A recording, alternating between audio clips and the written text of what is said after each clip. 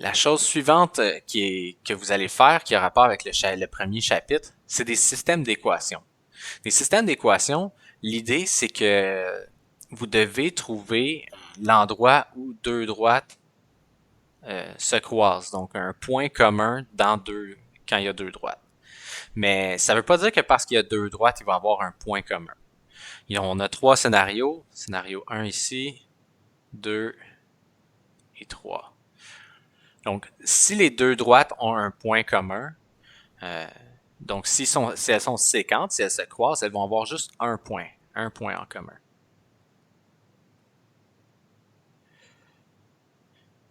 Si elles sont parallèles, donc ça veut dire qu'elles ont la même pente, donc le A dans l'Y égale AX plus B, donc le A serait le même dans les deux.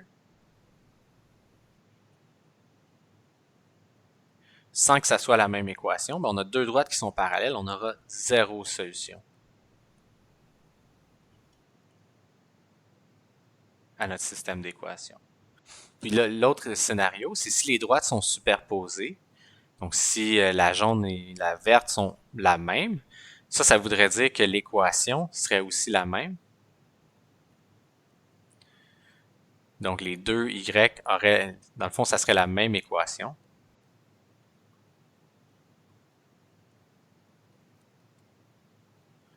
Mais ça, on aurait une infinité de solutions.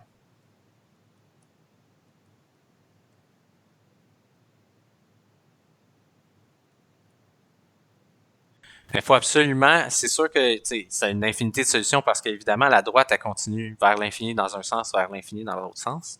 Mais toutes les solutions vont respecter la règle qui établit la droite dans ce cas-ci. Je vais faire un exemple avec vous de comment on retrouve ça, puis après ça, je vais vous montrer deux façons de résoudre les systèmes d'équations. Souvent, ça va ressembler à ça, les problèmes. J'ai pris cet exemple-là dans vos notes de cours, du chapitre 1. Donc, Pierre conduit un petit camion dont le réservoir peut contenir 72 litres d'essence. La consommation de son véhicule est 12 litres au 100 km. Denise conduit une petite voiture dont le réservoir peut contenir 58 litres d'essence. Par contre, sa consommation est plus basse, à 8 litres par 100 km. En supposant que les deux réservoirs soient pleins au départ et que les deux partent en même temps, quelle distance auront-ils parcouru avec leurs véhicules respectifs lorsque le niveau d'essence dans le réservoir sera le même pour les deux? Dès qu'on a des verbalisations comme ça, je vais essayer de ne pas l'écrire dessus. Dès qu'on a des mots comme ça, sera le même, ou ils se croiseront, ou à quel moment ça sera pareil, ça devrait nous sonner une cloche, évidemment, qu'on va résoudre un système d'équations. Donc, comment on résout ça, un système d'équations? Mais le plus important, c'est de définir les variables. Donc ici, on a X, puis on a Y. On va toujours avoir deux variables ou deux inconnus, parce qu'on n'est pas... c'est plus difficile de faire des systèmes à 3 ou 4 ou 5 inconnus, puis c'est hors du cours qu'on fait en ce moment. Donc ici, le X qu'on va prendre, ça va être la distance parcourue en kilomètres. Puis le Y, ça va être l'essence qui reste. Mais c'est comment tu sais que c'est ça? Que X, c'est la distance. Ça, c'est de la pratique. Honnêtement, c'est de le voir. Dans le fond, parce que je sais que quand je vais faire mes équations, dans le fond, je vais avoir comme... Ce que je vais vouloir trouver, parce que j'ai mon nombre ici qu'on me donne, c'est des litres par 100 km. On pourrait le convertir ça ici comme 0,12 litres par kilomètre. Juste en le divisant par 100. Juste en le divisant par 100. Puis, ce que je cherche dans le fond, c'est que quand ils auront parcouru, ce que je cherche, c'est le niveau d'essence va être le même. Donc, je vais chercher quelque chose en litres. Donc, ici, j'ai des litres divisés par des kilomètres. Puis, je vais chercher des litres à l'endroit où ils vont être le même nombre de litres. Donc, je sais qu'il va falloir que je multiplie quelque chose. C'est pas mathématiquement vrai d'écrire la multiplication des unités de mesure. Mais si je prends des litres par kilomètre, puis que je les multiplie par un nombre X kilomètres, mais techniquement, ma division puis ma multiplication s'annulent, puis il va me rester juste des litres. OK. Donc c'est comme ça ici que je sais que je dois utiliser des kilomètres. C'est pas mathématiquement vrai parce que les unités, techniquement, ils devraient pas se retrouver Non. dans l'équation, mais c'est quand même une bonne façon de l'illustrer. Alors, la deuxième étape, ça serait de faire une mise en équation. Donc, au départ, j'ai 72 litres. 72 litres, ça serait ma valeur initiale.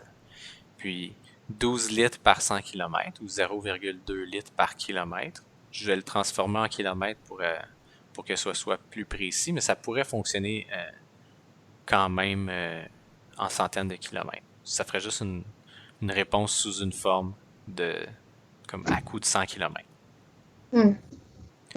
Donc ici, je vais le transformer aussi, 0,08 litres par kilomètre. Et donc, ma première équation, ça va être le camion de pierre. Donc, le Y, c'est l'essence restant, disons, pour pierre, va être égal aux 72 litres qu'il y avait au départ, moins 0,12 litres par kilomètre, multiplié par le nombre de kilomètres. Donc, à chaque fois que je fais un kilomètre, je vais descendre à partir de 72 de 0,12, 0,12, 0,12, et ainsi de suite. Ma deuxième équation, donc l'essence restante dans la voiture de Denise, va être égale à l'essence au départ, donc 58, moins 0,08 fois le nombre de kilomètres qu'elle a parcouru. OK. Puis là, à partir de ça, on va essayer de trouver, dans le fond, ce qu'on cherche, c'est quand le niveau d'essence dans le réservoir va être le même. Donc, ce qu'on cherche, c'est à quel moment Y de P va être égal à Y de D. OK, puis comment on fait ça? C'est ce qu'on va voir dans 2 secondes. Si le Y de P est égal à Y de D, on peut utiliser par exemple un exemple. Si par exemple je vous dis A égale B, puis B égale C, mais on sait que comme A égale B, mais que B égale C, on sait que A va être égal à C. Donc on va utiliser cette logique-là avec les équations ici. On cherche l'endroit où Y de P est égal à Y de D. On sait qu'Y de P, on peut l'écrire 72 moins 0,12 x. Et on sait qu'Y de D, on peut l'écrire 58 moins 0,08 x. Alors, à partir de là, il faudrait isoler la valeur de x pour essayer de trouver ce que ça va nous donner. Ça va nous donner la valeur de x auquel le y est le même. Donc, on va isoler x. Ici, on a 58 moins 0,08 x. Donc on va soustraire 58. On va soustraire 58 de l'autre bord. Donc, 72 moins 58 va nous donner 14 moins 0,12 x égale à 0,08 x, c'est moins 0,08. Important de ne pas perdre nos signes ici, hein, parce que ceux-là, ils s'annulent. Puis ensuite de ça, on va faire la même chose. On va transférer les x de l'autre côté. Donc, 0,12 x plus 14 moins 0,12 x. Donc, ils vont s'annuler. Pour garder l'équilibre, évidemment, on va rajouter 0,12 x de ce côté-ci, qui nous donne 14 égale à 0,04 x. Puis pour se débarrasser du 0,04, comme il y a une multiplication entre les deux, ben on va faire une division.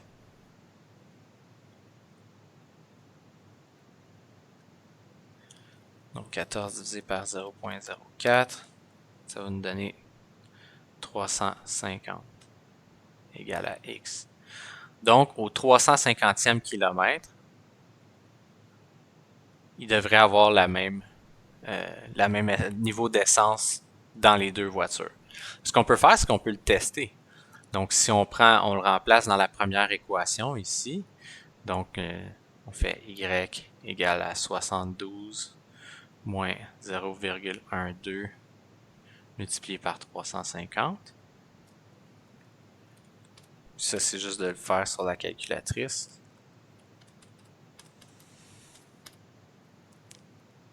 Donc, y va être égal à 30. YP.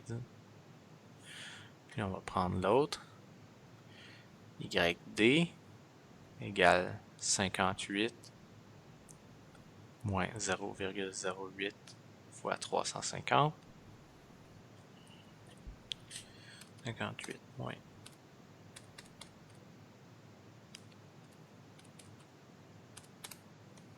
Et ça nous donne 30 encore. Et donc, on sait maintenant en plus, non seulement qu'à 350 km, ils vont avoir le même nombre d'essence, mais on sait aussi qu'il va y avoir 30 litres d'essence restant dans chacune des deux voitures.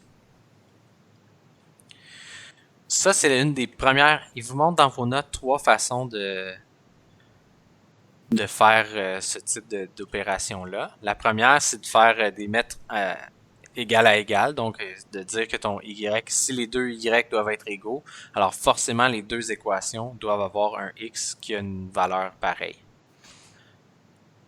Alors, on peut le faire ici, je pourrais le faire. Sinon, il y a une autre façon, puis c'est par substitution. Donc, je vais vous montrer la deuxième façon par substitution.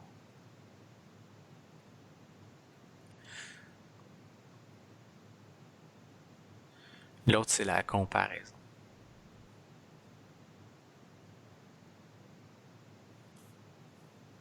Donc, par substitution, ce qu'on va faire, c'est qu'on va isoler un y, par exemple, celui-là, puis on va aller remplacer l'expression qui est égale à y dans l'autre.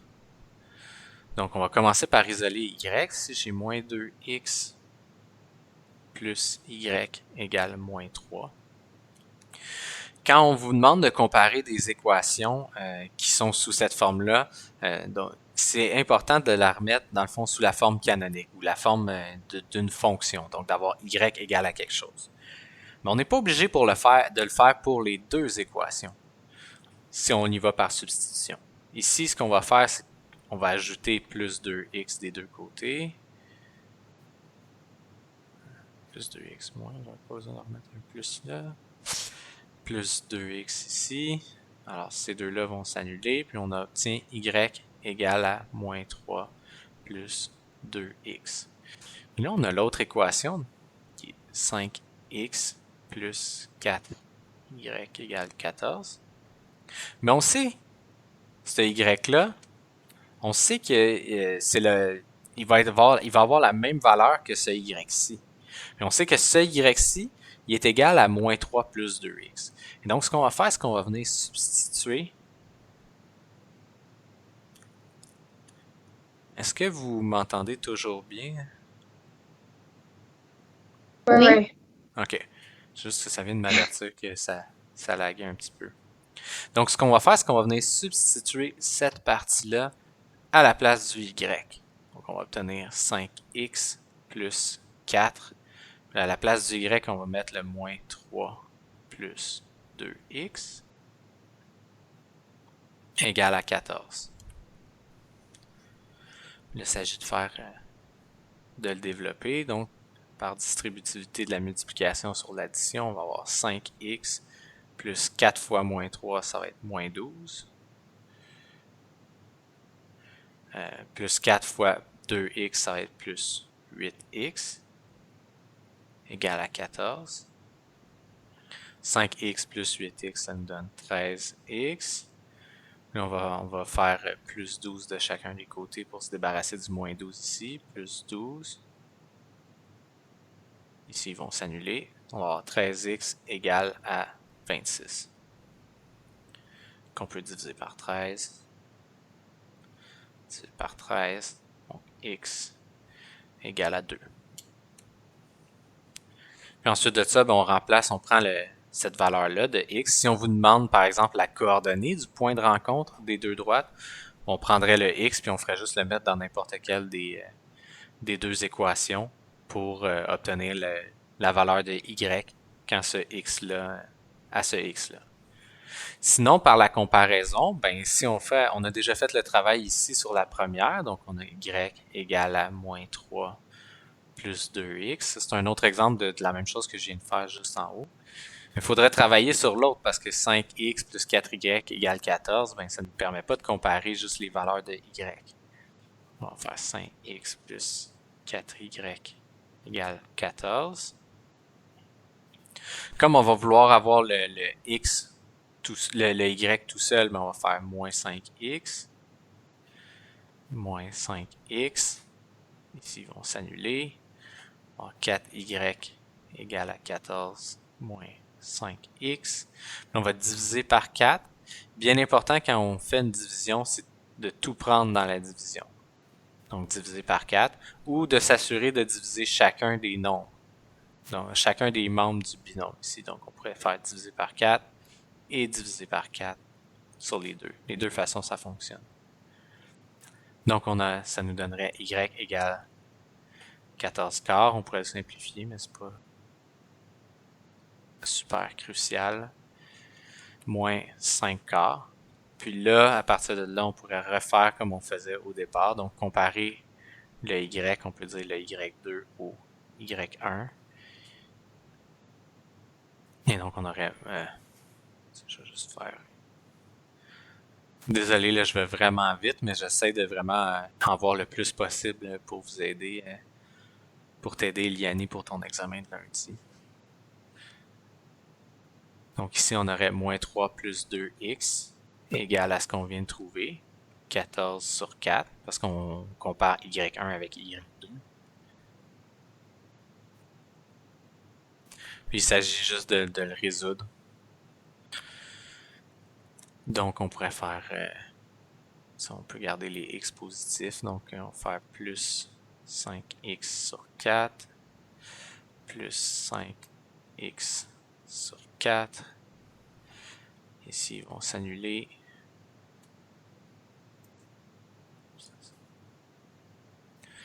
Donc 2x, c'est comme 8. 2x, c'est comme 8x sur 4. Donc si on a 5x sur 4 plus 8x sur 4, ça va faire 13x sur 4 moins 3 égale à 14 sur 4. Là, on va faire plus 3 des deux côtés, plus 3. 3, c'est comme 12 sur 4. Donc, on aurait 13x égale 20. Non. Ouais, c'est ça. 13x égale 26 sur 4. 13x sur 4 plutôt égale 26 sur 4. On pourrait multiplier par 4 des deux côtés. Puis ensuite de ça, diviser par 13. Ça revient comme au même calcul qu'ici. 13x égale 26. Donc x égale 2. Les deux fonctionnent. C'est sûr que dans un cas où c'est facile de les isoler, les y, la comparaison peut aller quand même très bien. Sinon, s'il y en a un des deux qui est plus facile à isoler que l'autre, ben moi je vous conseille d'isoler le y dans le premier puis juste de substituer le résultat dans la deuxième équation. Ça va vous amener plus vite à la réponse. Mais évidemment, le jour de l'examen, allez-y avec ce que vous êtes le plus à l'aise. Pas vous mélanger. Là. C'est si vous avez comme 2 y égale 4x plus 3, puis y égale 5x plus 2. Là, évidemment, comparer y à y, c'est super facile. Mais en ayant des équations dans ce genre-là, ça va un petit peu plus vite par substitution.